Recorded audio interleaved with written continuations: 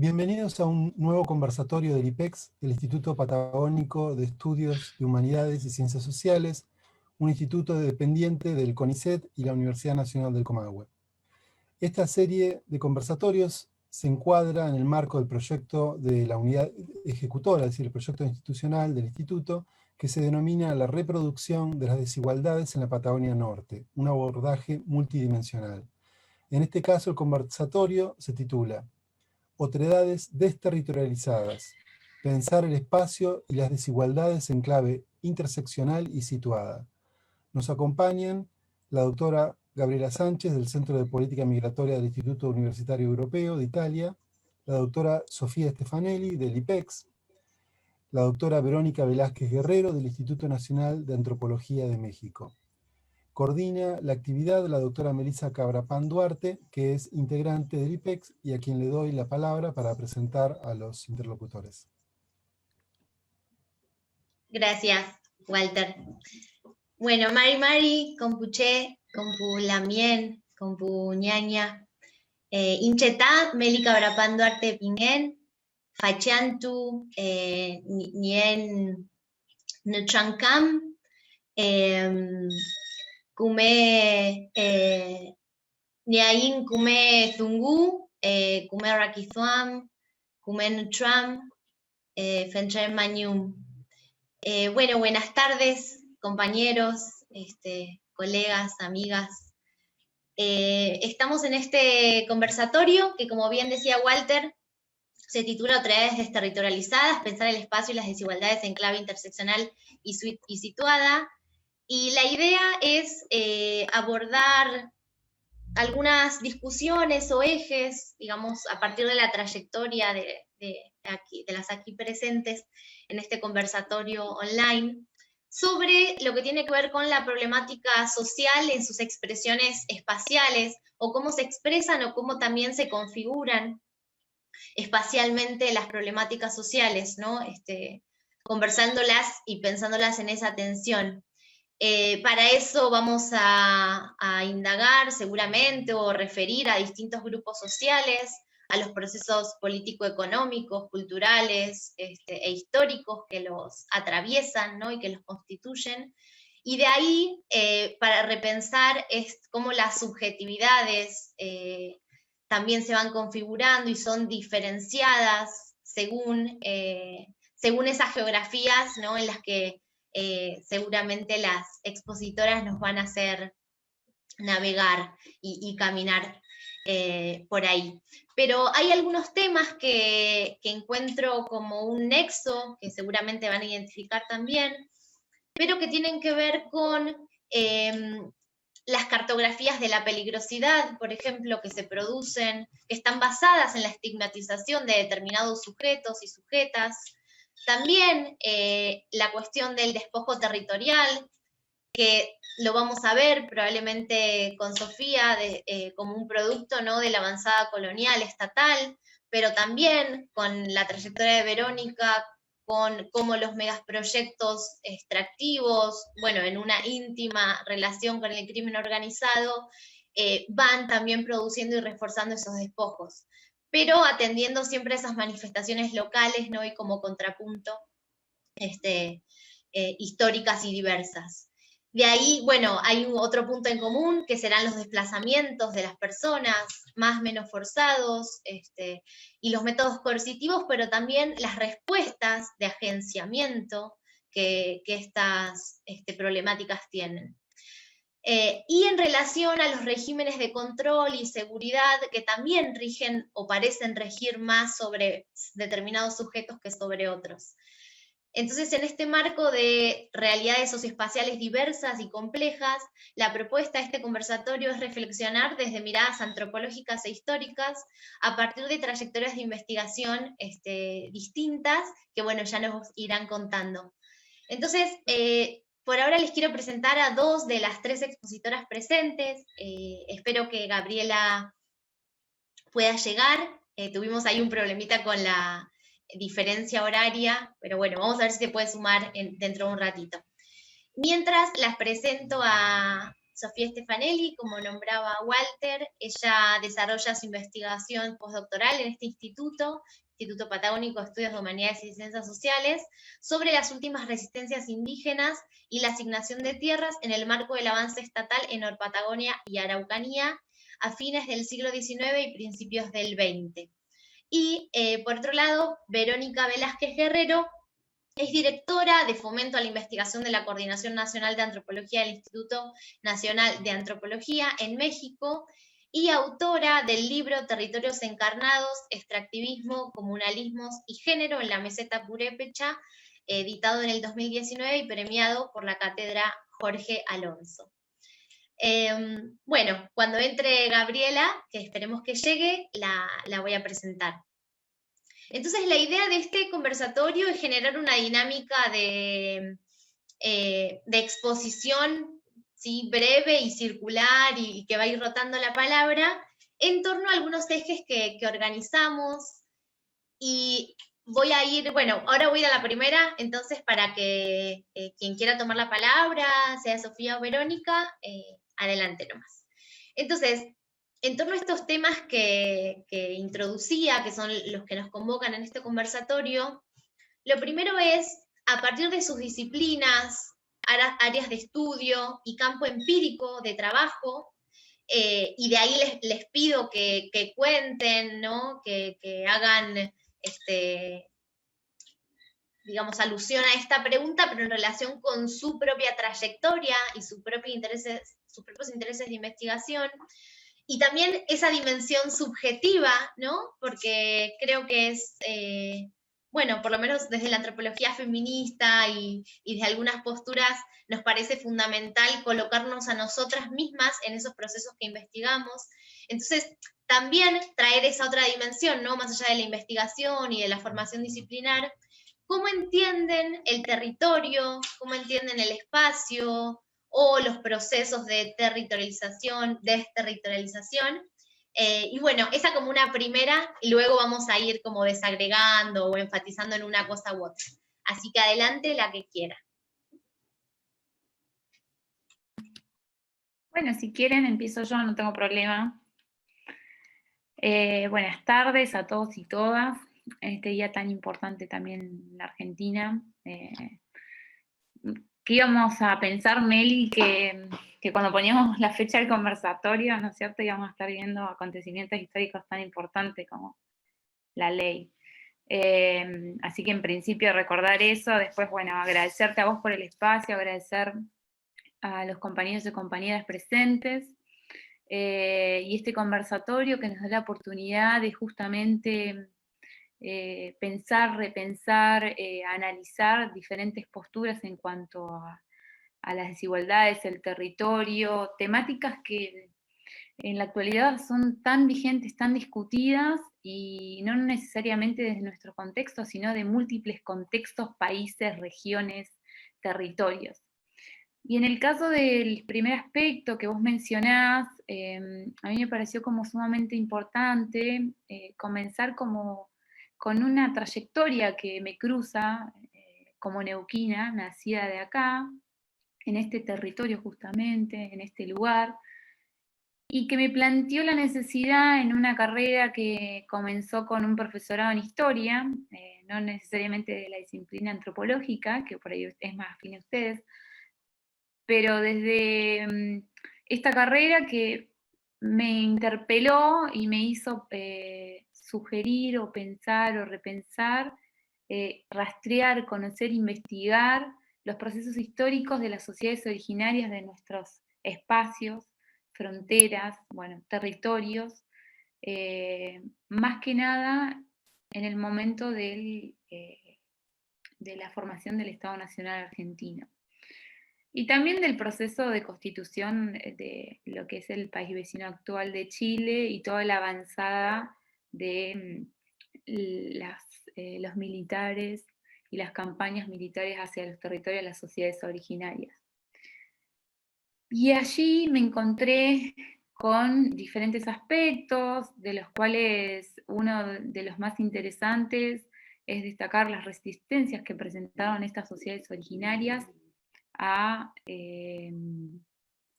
al avance estatal, y más que nada, cómo fueron defendiendo en principio su lugar, su territorio, su espacio, junto a su comunidad y a su gente, ¿sí? Con los longos. Si bien yo me dediqué a un lonco particular, que es Valentín Sayhueque, y en eso consiste mi último libro, ¿sí? El último cacique, no dejé de estudiar y analizar lo que son los espacios en los cuales los manzaneros habitaban y los espacios de los cuales las resistencias surgen y los diferentes aspectos que van mezclando y en realidad que van atravesando a las sociedades originarias. Por eso mismo a mí me resultaba como complejo, yo le contaba a Melissa en una conversación personal que usar territorio a fines del siglo XIX era muy difícil porque nosotros más que nada apuntamos a un espacio fronterizo, el cual no tiene límites políticos, la cordillera no era un límite, y tenemos un espacio fronterizo muy amplio en donde las sociedades originarias tenían comunidades, grupos étnicos, bueno, hay diferentes categorías que se utilizan, ¿sí? Y donde los manzaneros se ubicaban en un espacio de frontera. Y para ello les traigo, para que observen, y voy a compartir pantalla, de qué lugar estamos hablando, porque hoy en la actualidad siempre por ahí consultan y dicen los manzaneros dónde habitaban. Lo que vos estudias, Sofía, ¿a qué espacio o a qué frontera estás mencionando actualmente? Bueno, les comento a los que escuchan que fue bastante complejo, en principio, delimitar un territorio espacio fronterizo, porque justamente los mapas de la actualidad no sirven para esta época, ¿sí? Marcan límites en lugares donde no los había. Entonces tuvimos que construir, yo digo tuvimos porque me ayudaron un doctor en historia que también es del IPEX, de Germán Pérez, y una colega que hace gráfica, y hacer estos mapas. Entonces, el espacio, a ver si se observa allí, del Caleufo de la Sociedad de las Manzanas, fíjense, que tenemos en la actualidad toda una zona de frontera que incluso, ¿sí? Estamos hablando de un Chile y Argentina actual, en donde no estaban divididos, ¿sí? Por los que les mencionaba, de la cordillera como límite político, que abarca San Carlos de Bariloche, bueno, acá dice San Martín de los Andes actual, Piedra del Águila, ¿sí? Espacios que hoy son muy conocidos por el turismo. Así que para los que oyen, los que están escuchando, este fue el espacio en el cual yo me dediqué a investigar en principio y que destaco toda la trayectoria de Valentín Sayhueque y su resistencia y tácticas de resistencia que él manifiesta.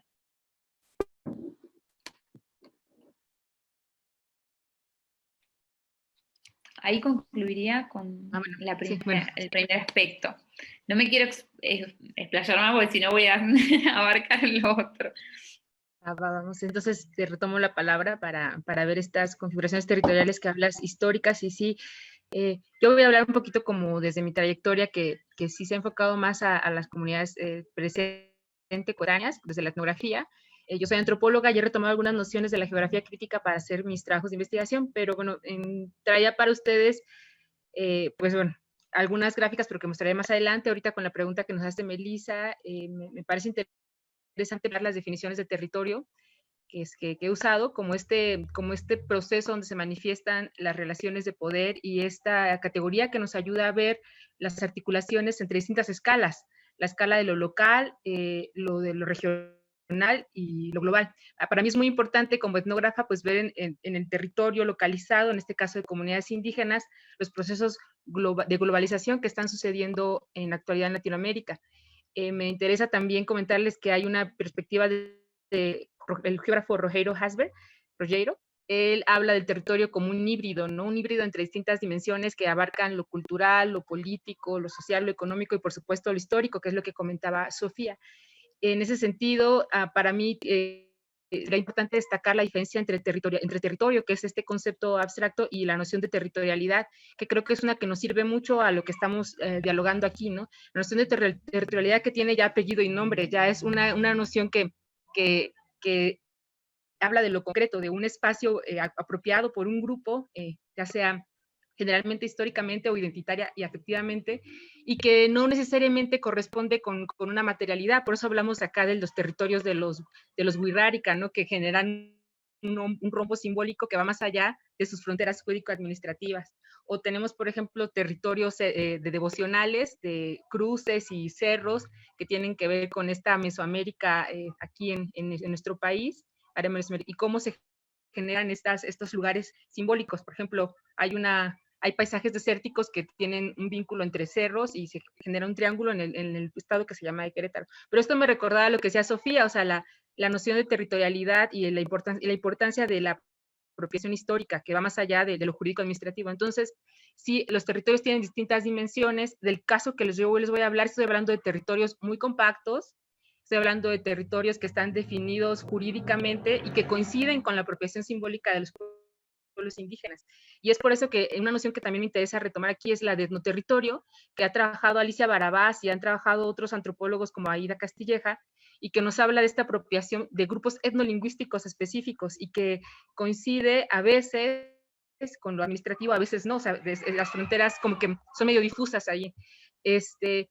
Para mí era importante hablar del territorio porque en esta época de conflicto social, de despojo, la dimensión simbólica, o sea, la apropiación simbólica que hacen estos pueblos de matriz mesoamericana de sus territorios está siendo reivindicada. Por ejemplo, en una de las comunidades que les contaré más adelante, tenemos que las cuevas, los cerros sagrados, las entidades anímicas como la Japingua y la Miringua que habitan ahí, son retomadas en las historias o la tradición oral para decir que son los moradores, son los guardianes del territorio y los defienden. O sea, hay una defensa fáctica que implica una lucha también jurídica, procesos de judicialización, pero hay una también defensa identitaria. Para mí es muy importante traer esto acá como una experiencia mexicana muy particular. Yo comprendo que ahorita estamos hablando de que el territorio pues es un proceso, con lo que quería decir Melissa al principio, bueno, que mencionó de la desterritorialización y reterritorialización, son procesos, son dinámicas, el territorio se está configurando constantemente, pero yo sí les quiero hablar como de estos casos muy particulares que tienen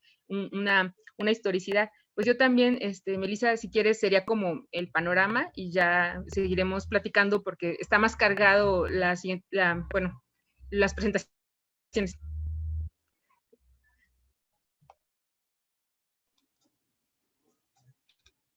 Bien. Bueno, muchas gracias, chicas. En relación con lo que, bueno, vienen comentando que presentaron sus digamos, cuáles son los territorios, ¿no? Más allá de, como bien dicen, esta palabra, esta idea, puede aparecer más o menos desde nombrada, desde los, digamos, propios actores. Ahora quería hacer hincapié y preguntarles, y que nos sigan conversando de eso, en relación a esas concepciones, ¿no? de habitar el espacio, de estar ahí, de crear definiciones o redefiniciones sobre eso, ¿cuáles son las dimensiones macro, pero micro también, subjetivas, también, y creo que ahí va a haber una distinción según la metodología, ¿no? de cómo se aborda, de cómo se estudia ese territorio, que creo y sospecho que hay un contraste, o por lo menos matices en sus investigaciones, más allá de haber también similitudes. Cómo estas dimensiones macro y micro están entrelazadas con la cuestión territorial, ¿no? O sea, y cómo analizan esa relación. ¿Cuáles son esas identificaciones o identidades que aparecen en relación con esa producción del espacio, ¿no? Y entendiendo que justamente las dos, bueno, ahora nos está faltando la tercera expositora, pero lo ven en una clave más bien étnica, aunque también les pregunto qué pasa, ¿no? con la cuestión de género, qué pasa con la cuestión de, bueno, estas nacionalidades, ¿no? Que ahí creo que ese es un punto como de gran tensión. Pero entonces, ¿cómo pueden seguir conectando, ¿no? Estas maneras de nombrar el espacio con cuáles son las subjetividades e identidades que se ponen en juego y aparecen?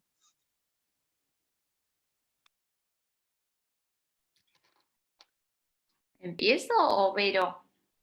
Como gustes. Sí, tú. Alternamos, Vero, empezá vos. Así Ok, no. bueno.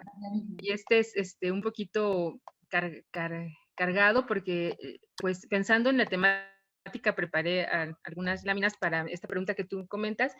Y es que para mí es interesante, antes de hablar de estas dimensiones entre lo macro y lo que pueden ser los actores situados y sus agencias, primero tengo que plantear como el panorama de lo que está pasando en esta región. En la región que yo estudié es un enclave agroexportador.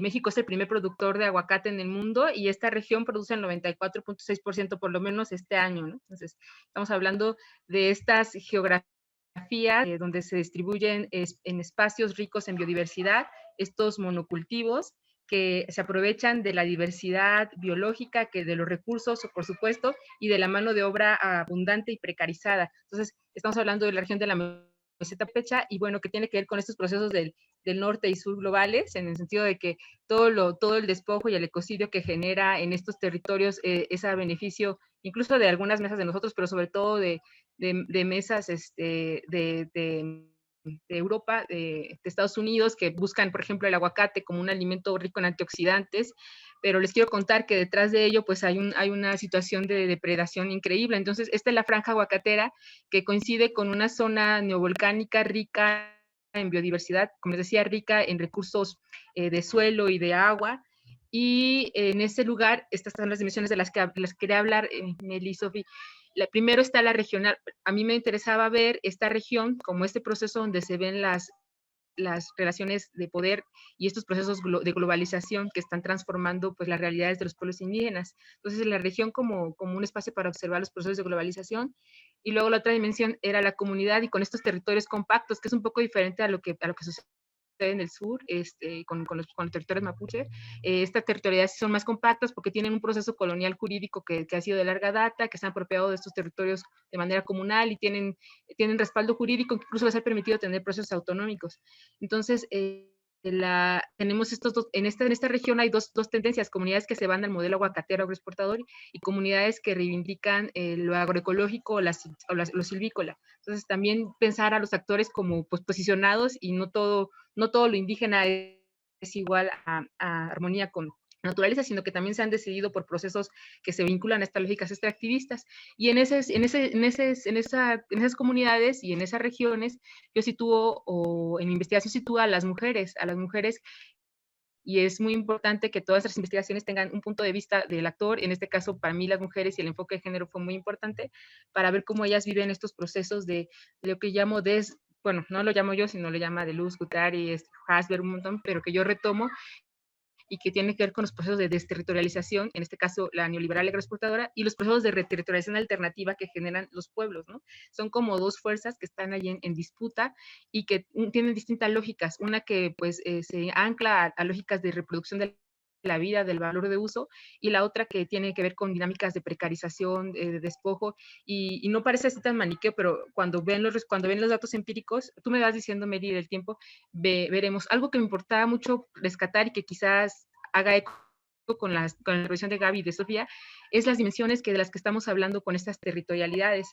En ese sentido, la que se vincula al modelo agroexportador, pues tiene un fuerte ordenamiento de desarrollo capitalista y esto hace que los elementos simbólicos identitarios se vean desplazados. O sea, las maneras de nombrar el cerro en el idioma indígena, las maneras de hacer milpa, que tiene que ver con una lógica imbrincada, afectiva, sobre todo de las mujeres, se ve desplazada en esta lógica de productivista, intensiva, y que está vinculada a violencias. Yo les quiero contar esto brevemente: la reconfiguración que opta el Estado en México, que se vincula a estos procesos de enclave, de capitales transnacionales, y que ha generado que en estos territorios haya un control por ciertos grupos criminales del territorio. ¿Y cómo controlan?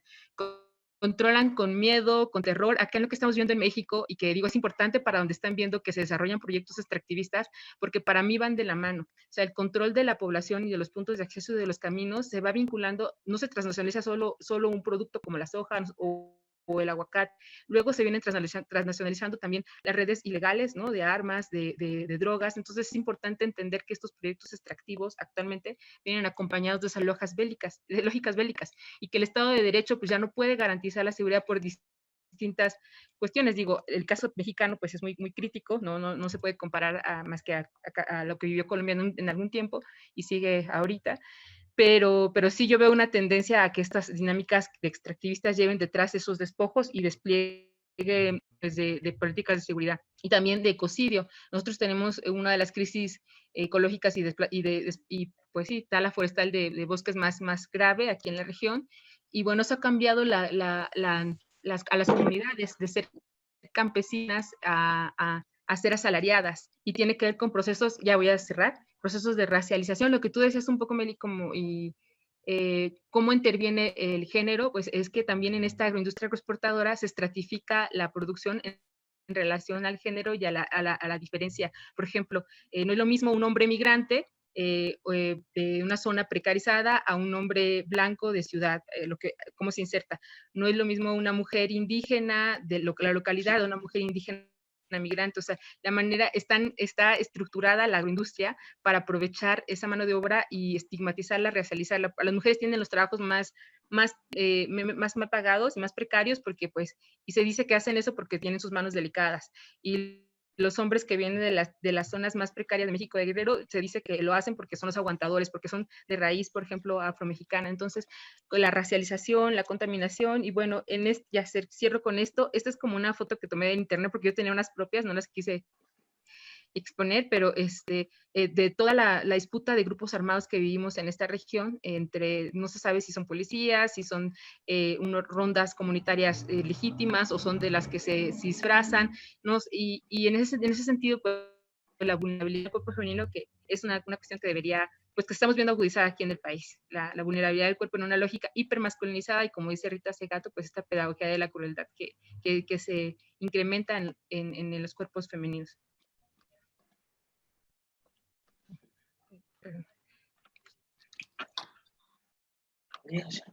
Bueno, súper interesante, Vero, tu punto de vista.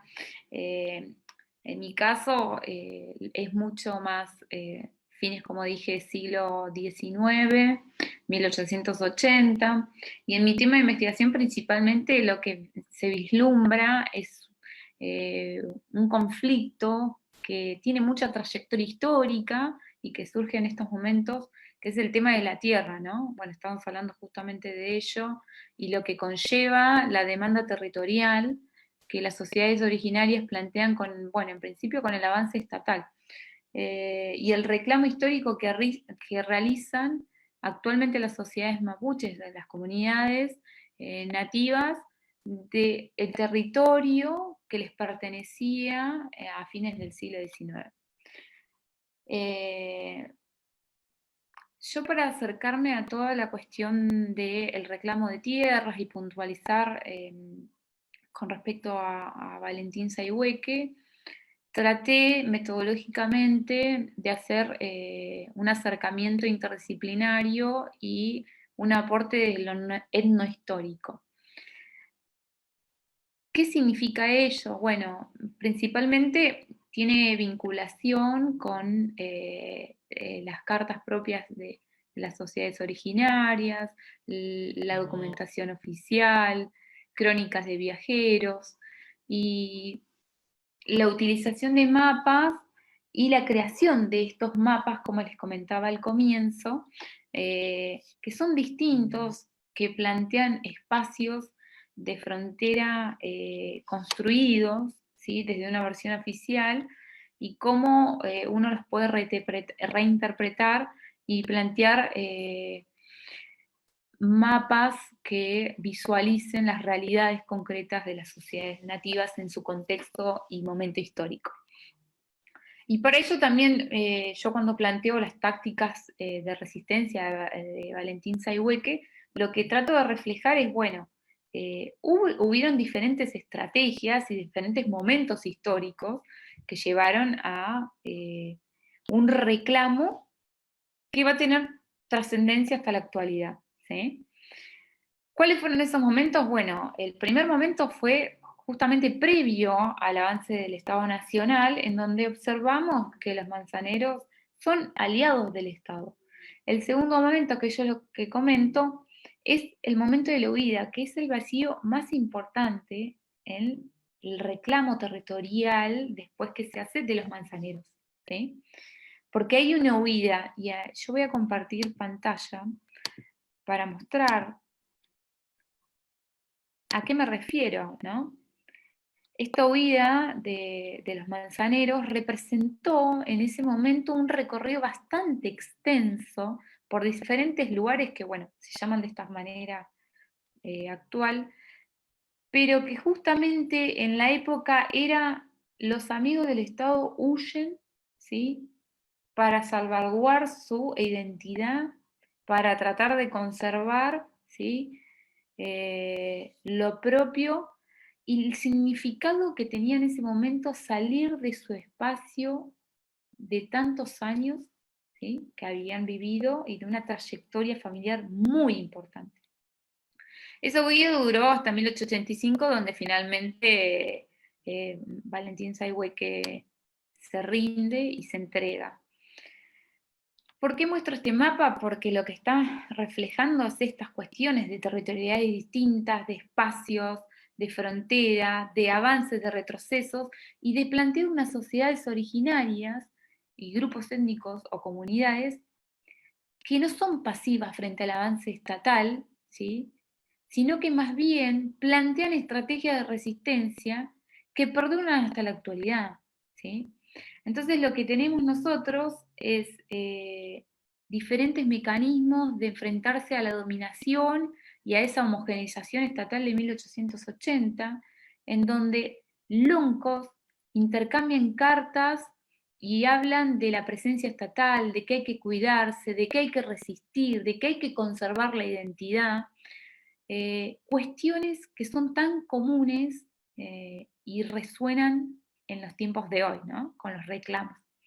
Por eso cuando nosotros analizamos los procesos históricos, nosotras, reconstruimos esta etapa. Es decir, yo, si bien estudio fines del siglo XIX, me traslado del siglo XX actualmente, viendo este reclamo territorial, ¿sí?, en diferentes sociedades nativas, en diferentes grupos étnicos y desde lo local, desde donde yo vivo, que tuvo una impronta realmente, ¿sí?, amplia.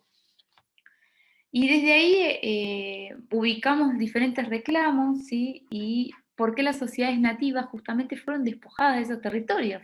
Es lo que yo les comentaba al comienzo y mostraba con el mapa. Son lugares territoriales del turismo actual. San Martín, Junín, San Carlos de Bariloche, que en su momento diferentes cronistas mencionaban que eran necesariamente útiles para incorporar al Estado Nacional Argentino y para la productividad del modelo que se estaba forjando en esa época, a fines del siglo XIX. En fin, a mí me queda una deuda pendiente, siempre lo converso con Melissa, de la cuestión de género, ¿no es cierto? ¿Cuál es esta visión? ¿Cómo podemos estudiar también estas resistencias desde el punto de vista de género?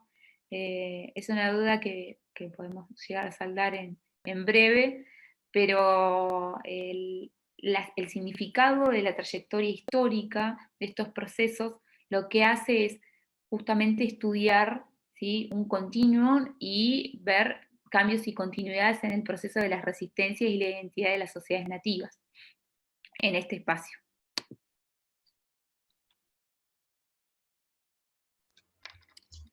Bueno, muchas gracias. Creo que nos traen un montón de temas complejos, de dimensiones que se cruzan, y pensando estas territorialidades que, bueno, en el caso de Verónica sí se pueden mostrar como contemporáneas, ¿no?, lo que está ocurriendo ahora. Quizás el abordaje que hace Sofía, bueno, está mirando un tiempo determinado, pero no por eso ha quedado ahí, ¿no?, sino que los procesos de reivindicación, de recuperación territorial, digamos, tienen un anclaje, por lo menos para lo que es el pueblo mapuche, y se remiten, ¿no?, a estrategias que ocurrieron en ese entonces, pero que también de repente aparecen en otro registro, ¿no?, entre los mismos actores y actoras, en un registro de la memoria o en un registro de lo que emerge, que claro que tiene un sentido de construcción y de disputa sobre luchas particulares, pero en íntima conexión con una historia, ¿no?, que se remonta mucho más atrás. Entonces, yo pensaba, y también me hacían pensar en relación a esto de bueno, cómo Verónica muestra o nos nombra la precarización de la territorialidad étnica. Me parece muy, muy interesante esa idea de cómo esa territorialidad parece que está siendo cubierta, ¿no?, tapada, silenciada por estos otros procesos globales, de capitalismo, de una exacerbación también digamos, de esas lógicas neoliberales de carácter extractivista, o lo que también empezamos a nombrar, ¿no?, hoy en día y con más fuerza, como denuncias, ¿no?, al extractivismo, como lógicas de capital, digamos, extranjero que se asienta en territorios y que ya se basa en territorialidades que vienen siendo precarizadas de otros modos. Entonces, me parece que está bueno verlo en esta clave de esas superposiciones que se van dando, pero cómo esas superposiciones también tienen respuesta, ¿no?, tienen procesos de resistencia que creo, lo pienso subjetivamente, es importantísimo estar siempre recuperando y buscando. Entonces, en ese sentido, esta último eje y pregunta tiene que ver con qué reflexiones pueden compartirnos desde sus investigaciones sobre la importancia de estudiar, de nombrar, ¿no?, estas desigualdades en clave territorial y las implicancias que tiene esto para la producción de saber, o sea, tanto para esta producción no académica, de esta labor, como para la transformación social, ¿no?, pensándolas también como conectadas, y también los riesgos o cuidados, porque justo el otro día conversaba con Gabriela, que iba a estar presente, pero bueno, se complicó. A veces los riesgos de mostrar cómo están siendo esas resistencias también, ¿no? O sea, cómo la gente se está organizando frente a determinados procesos. En el caso de ella, que trabaja migraciones, y bueno, yo también vengo de esa trayectoria, es lo peligroso de mostrar cómo la gente se está moviendo, ¿no?, cómo se están produciendo otros flujos migratorios que de repente no tienen que ver con esta migración tan típica, ¿no?, del sur global, como se dice ahora, al norte global, sino con otros procesos, incluso hacia los sures, pero modeladas por ejemplo, la demanda, ¿no?, de determinados, la demanda de mano de obra, pero que no casualmente la realizan grupos sociales particulares, ¿no? Entonces, como eso también puede, bueno, en el caso de ella, que trabaja con cuestiones de criminalización y de tráfico, lo que es entendido como tráfico de migrantes, el riesgo o el peligro de también contar cómo están siendo esos procesos de resistencia, ¿no? Y creo que también por ahí le agrego eso a esta pregunta, comentario, de cuál es ese doble filo, ¿no?, de conocer y de profundizar en discursos que, indagando cuáles fueron los procesos de poder que modelaron, ¿no?, determinadas territorializaciones, en el caso pienso de Sofía, de su investigación, bueno, bien, sirven para hoy incluso alimentar esta resistencia, ¿no? Pero ¿qué implicaría en el caso contrario? O sea, qué delicado que es que termina siendo este asunto, y la responsabilidad nuestra también como desde acompañando esos procesos, ¿no?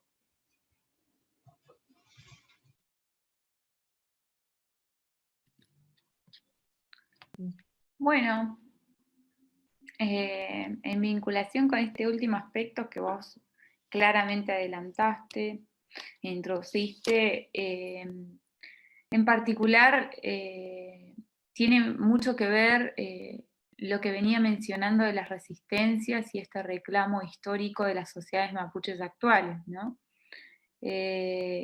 Cómo se ven en la actualidad, cómo se observan y qué antecedentes históricos de esas resistencias y esos reclamos territoriales de hoy tenemos desde lo local, desde lo regional, ¿sí? Desde nuestro espacio neuquino actual y las vinculaciones con las otras provincias actuales de nuestro país y del país vecino, como para no decir de otros espacios. Claramente en lo que yo estudio y lo que estamos investigando ahora, vemos que hay mucha vinculación con este pasado, con este fin del siglo XIX en la conformación del Estado Nacional Argentino, en esta avanzada de las diferentes fuerzas militares, campañas militares, ¿sí? En los territorios de Nor Patagonia, de ese proceso cruento, violento de genocidio sobre las sociedades originarias, que lo que hizo es afianzar un reclamo actual y una memoria en donde estos procesos históricos, puedo decir en los últimos años, los historiadores, las historiadoras, antropólogos, antropólogas y diferentes disciplinas vienen revalorizando y rescatando, tratando de cambiar esa visión homogénea, estatal, en donde las sociedades originarias fueron barridas del espacio, sin ningún tipo de enfrentamiento o confrontación, sin ningún tipo de resistencia, ¿sí? Y donde también en mi caso, un Valentín Sayhué que siempre fue amigo del Estado y es tildado como el gran traidor en algunas plumas, en algunos pasajes. Y yo trato de recuperar una figura y un rol de un lonco que tuvo una identidad, que defendió la identidad manzanera, que tuvo otras disputas y negociaciones con otros loncos, como Follén y Nacayal, que sus decisiones fueron independientes, no necesariamente confluía todo en Sayhué, que la decisión era de una sola persona, ¿sí? Y que esta mirada estatal tampoco dejó vislumbrar esos posicionamientos, esa última parte de los manzaneros de huida, esas estrategias, esa negociación posterior por un territorio, una tierra, porque no nos olvidemos que los manzaneros reclaman su antiguo espacio, el cual nunca es otorgado, ¿no? Y también este estudio sobre manzaneros, Valentín Sayhué, que a fines del siglo XIX y las sociedades originarias plantean la relevancia de la recuperación de ese territorio de la sociedad mapuche ancestral, ¿sí? De esa identidad y del significado que tiene la tierra, que por ahí es muy difícil de comprender desde la contemporaneidad y desde nuestro pensamiento, y que uno con estos procesos, con este rastreo histórico, se acerca mucho más. Y asimismo el acercamiento con diferentes tipos de entrevistas o con diferentes conversaciones por medio de la historia oral representa un valor del territorio mapuche que es reclamado hoy en día. Y también pone a la luz y refleja la desigualdad que se generó por la ocupación de un territorio de estas sociedades, ¿sí? Que vivían desde años y años, décadas, y que tenían una trayectoria y una simbología que hoy en día se sigue manteniendo, rituales, ceremonias, parlamentos, ¿sí? Que bueno, con el avance de las últimas investigaciones se están reflejando. Como bien mencioné también, es una deuda la cuestión de género, pero el rastreo de este reclamo actual y esta desigualdad territorial y designaciones es sumamente interesante, más que nada para ser sujetos históricos situados, porque es de donde nosotros habitamos, que qué historia tenemos, dónde nosotros nacimos, y los colegas con los que transitamos y el contexto histórico que nos enmarca. Entonces, como vos mencionabas, Meli, si bien mi tema es de fines del siglo XIX, la contemporaneidad lo cruza y las investigaciones actuales también, porque los procesos históricos demuestran de que es importante estudiar el pasado para comprender el presente y analizar el futuro y proyectarse. Así que, bueno, en fin, eso sería como mi respuesta a ese último eje. Muchas gracias. Bueno, Entonces, Vero, si querés. Y también voy a adelantar a la audiencia, creo que en el chat del Facebook lo pusieron, pero si quieren ir ya anticipando alguna pregunta, comentario, también acá a nivel interno del instituto, bienvenidas. Ok, bueno, por aquí hay un poco de ruido donde estoy, espero que no moleste ahorita la intervención. Sí, muy interesante lo que cuenta Sofía. Yo no soy historiadora, pero lo de las cartografías que ella está haciendo, me parece que sí son instrumentos o repertorios para la confrontación y defensa del territorio que hace el pueblo mapuche. Yo creo que coincido que en México también ha sucedido así, ¿no? Todo documento colonial o toda recuperación histórica sirve para las resistencias. En ese sentido, también la parte de lo ancestral lo platicábamos con él la otra vez, o sea, qué significa lo ancestral y cómo es un discurso que está permeando tanto pues las tierras del sur, de los pueblos de Bolivia también y de aquí de México, y me parece que hay una teórica, bueno, una etnógrafa que ha generado un esquema para hablar de la ancestralidad. Ella hablaba de 3 elementos que lo constituyen, que están vinculados al territorio: es la procedencia, la pertenencia y la precedencia. La pertenencia como este sentimiento identitario que tengo yo sujeto a este espacio, la procedencia como el vínculo con un grupo étnico, en este caso que tiene que ver con un lenguaje, con una cosmovisión, con una manera de ver el mundo que se ve en el lenguaje. O sea, soy purépecha o soy, no sé, en este caso acá tzotzil. También está la precedencia que tiene que ver con esto, con los que estuvieron antes que yo en este espacio. Entonces, ahora es muy interesante ver la diferencia de los casos, porque aquí en México sí hubo como un proceso de formación de Estado muy particular. O sea, el Estado estuvo presente.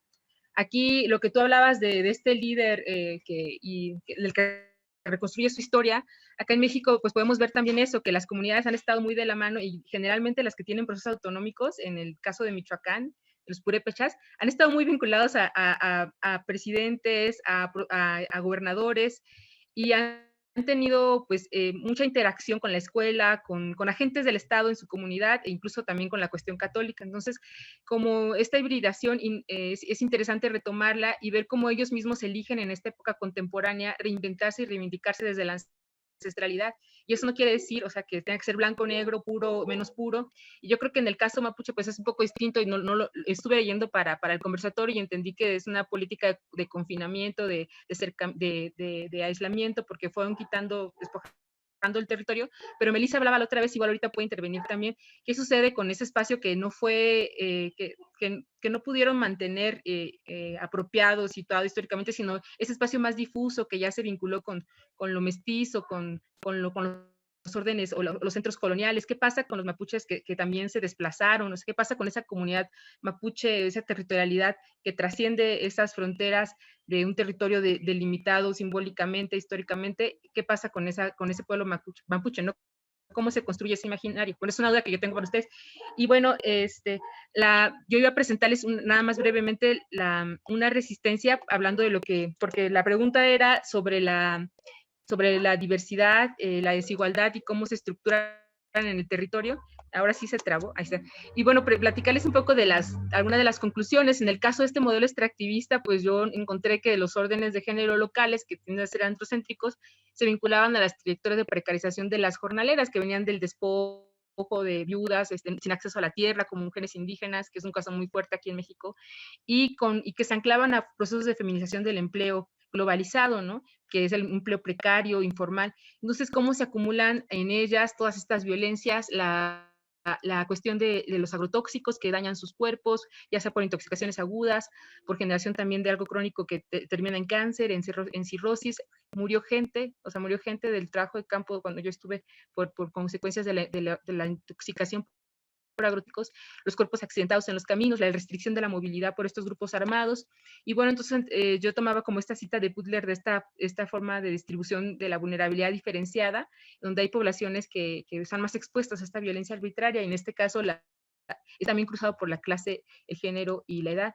Y este mapita era muy breve para mostrarles un zoom a estas comunidades, y lo que podemos ver aquí es que la zona que está en café es la producción de aguacate, donde están también los procesos de expulsión de las mujeres al jornal, y la zona que está en verde, los que están en verde son los bosques, y tenemos esta comunidad de Cherán, que es el caso que les quiero contar, porque es el que hace mucho eco con el caso mapuche, lo que está viviendo, que para mí el caso mapuche pues es una representativo de América, pero Cherán también es una pequeña experiencia que incluso pues sí ha tenido una interlocución con gente del movimiento mapuche.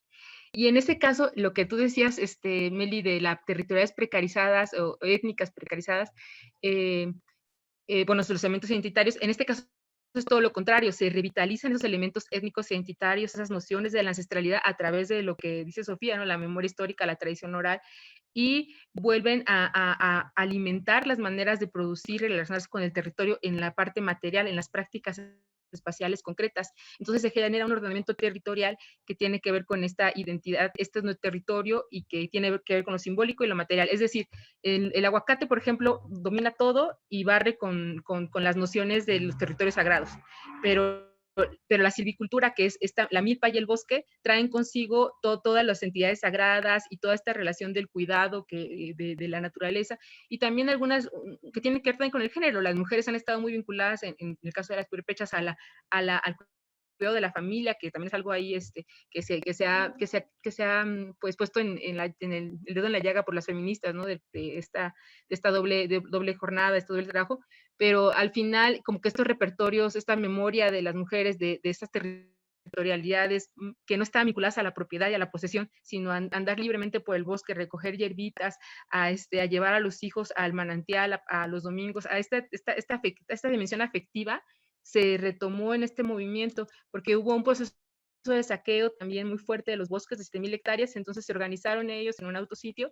A grandes rasgos decirles que se hicieron como fogatas en cada esquina de esta comunidad, una comunidad pequeña bueno, no tan pequeña, como 11,000 habitantes, pero en cada esquina se hicieron fogatas, que le llaman Parancua, es una institución del hogar purépecha, que es donde se socializa todo, la educación, todos se sientan en la noche, y que las mujeres que generalmente pues son las que están a cargo de ellas, y eso se sacó a la calle, y ahí se juntaban viejitos, niños, los que usaban video, los maestros, todas diferentes, la diversidad dentro de la comunidad, la heterogeneidad, y de repente se generó la acción colectiva, y las mujeres fueron las que abanderaron ese proceso, incluso fueron las que iniciaron el movimiento, un grupo de pocas mujeres.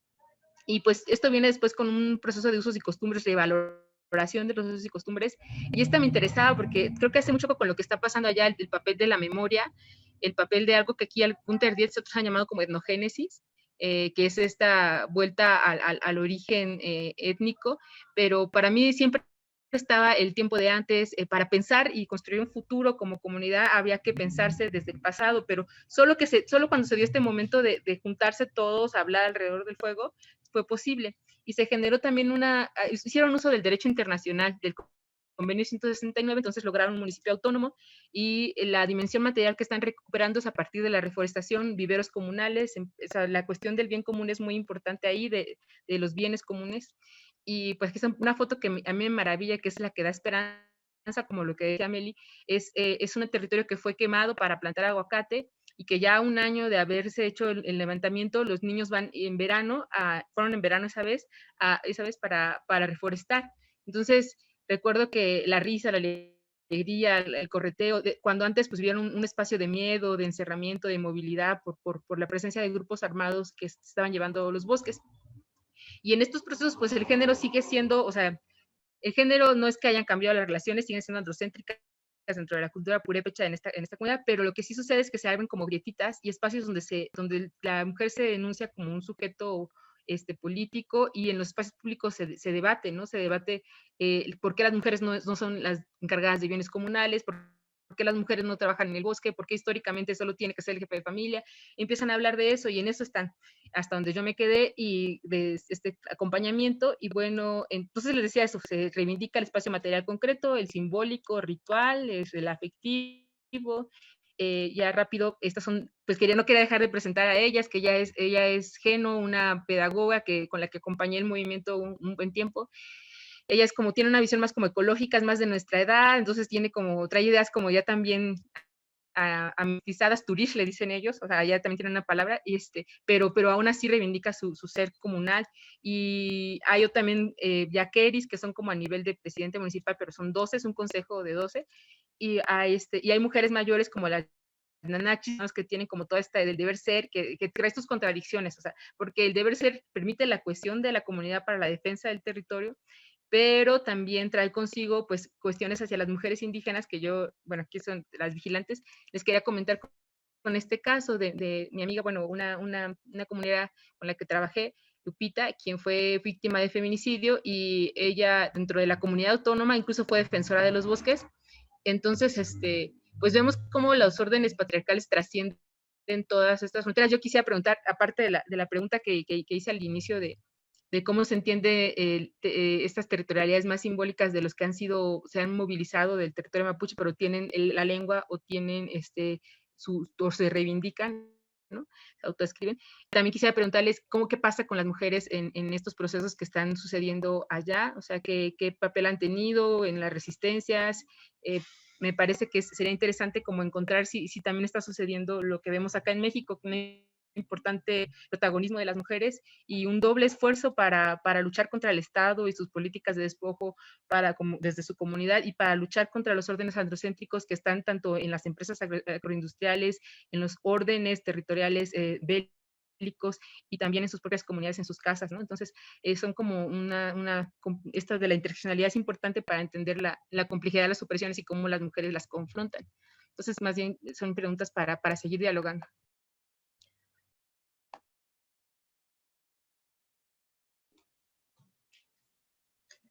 Bueno, muchas gracias.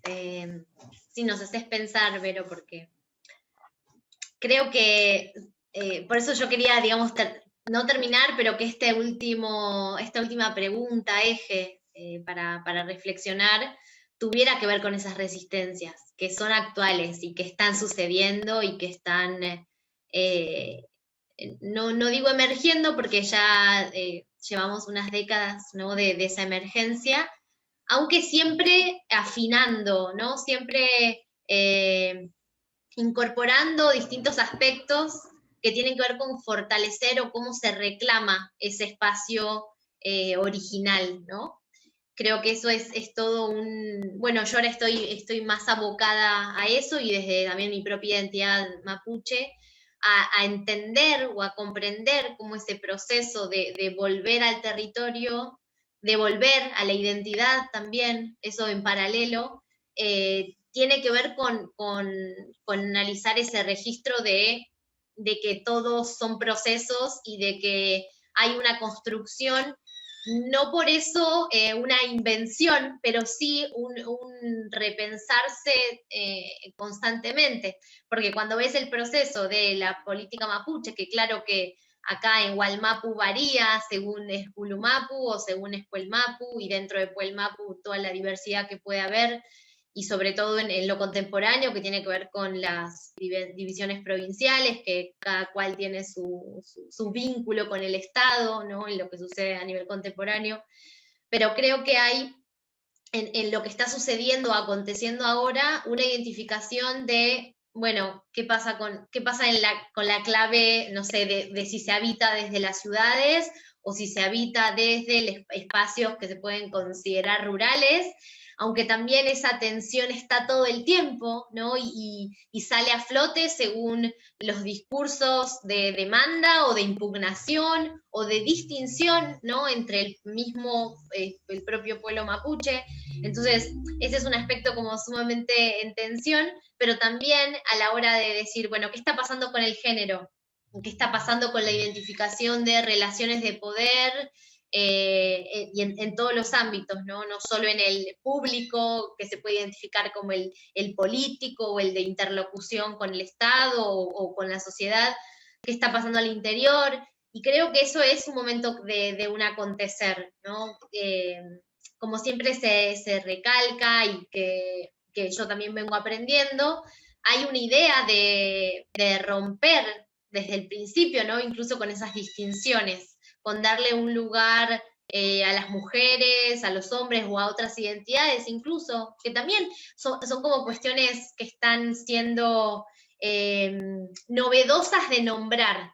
O sea, no porque no haya existido ese llamar la atención de una cosa de lo otro, pero sí a la hora de repensar la propia política comunitaria, ¿no? La mejor manera de vivir, de ahí de pensar y hacer el Cumefelén, creo que tiene que ver con procesos que se van identificando, pero que sí o sí nos hacen irnos para atrás en el tiempo, ¿no? O sea, nos hacen necesariamente, y por eso creo que ahí conecto con lo que comenta Sofía, ¿no? De la necesariedad de conocer esos procesos que hoy se reivindican como si hubieran sido siempre así, pero también hay una identificación de ir a buscar esos argumentos que fortalecen, ¿no? También estos procesos de resistencia, de recuperación, de demanda, de restitución, ¿no? de reparación histórica.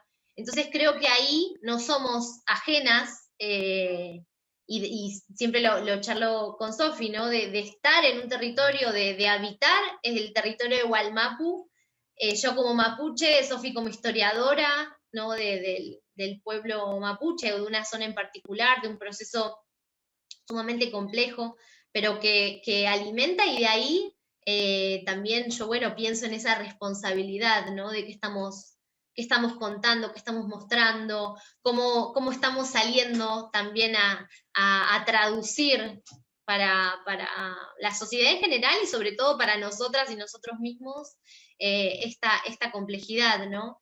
Y a partir de lo que traes, Vero, que también siempre agradezco mostrar esos lugares de posibilidad, ¿no? Esos lugares de sostener la vida, de risa, de encuentro, de que las luchas diversas, pero que siempre tienen la misma, como el mismo aire, ¿no? de sometimiento, de imposición de un poder que puede ser el Estado, que puede ser una empresa privada, que puede ser u otro Estado, ¿no? En esa geopolítica. Siempre hay un lugar de sostener la vida y de habitarlo con el cuidado, y de ahí las mujeres, que no solo son las mujeres, ¿no? O sea, son en comunidad, las mujeres como en esas tramas de relaciones, pero donde también vemos esa visibilización o esa visibilización de las resistencias, y de ahí también conecto a procesos que yo miro, que tiene que ver con las resistencias al extractivismo en clave femenina / feminizada, ¿no? Como también esto viene hoy en día, por eso cómo dejar de lado, o sea, por eso cómo decir, bueno, las mujeres, como entiendo, ¿no? que trabaja Sofi, no aparecen necesariamente, o no son las que escriben, no son las que interactúan con ese Estado, aunque hay claramente búsquedas por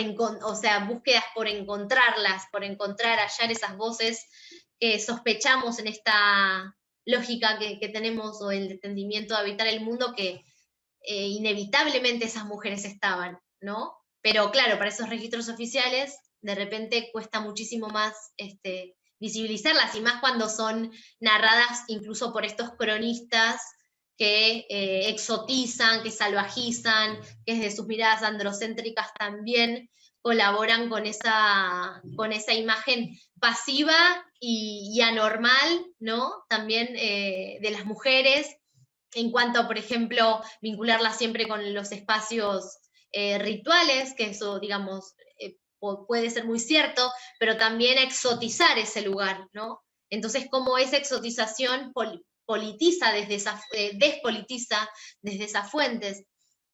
Entonces creo que desde ahí, bueno, es una gran tarea como la de pensar todas estas dimensiones que están ensambladas y que sobre todo no es pensarlas por pensarlas, ¿no? No es una reflexión por amor a los libros o al pensamiento en sí, aunque nos gusta eso también, sino porque esto está comprendiendo y dándole letra también a procesos